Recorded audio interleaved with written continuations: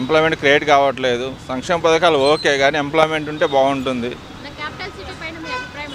Capital city ఒకటే ఉంటే బాగుంటుంది, మల్టీ కాకుండా ఒకటే. ఏదైనా ప్రజలకు అందుబాటులో అన్ని ఆఫీసెస్ అని ఒక చోట ఉంటే బాగుంటుంది నా అభిప్రాయం. సాఫ్ట్వేర్ ఎంప్లాయ్మెంట్, ఇండస్ట్రీస్ అన్ఎంప్లాయ్మెంట్ ఎక్కువ ఉందండి. ఇప్పుడు ఎక్కువైంది అన్ఎంప్లాయ్మెంట్. డ్రగ్స్ కంట్రోల్ చేయాలండి, కొద్దిగా ఎక్కువ డ్రగ్స్ కంట్రోల్ లేదు, చేయాలి. ఏ గవర్నమెంట్ అయినా డ్రగ్స్ కంట్రోల్ చేయాలి.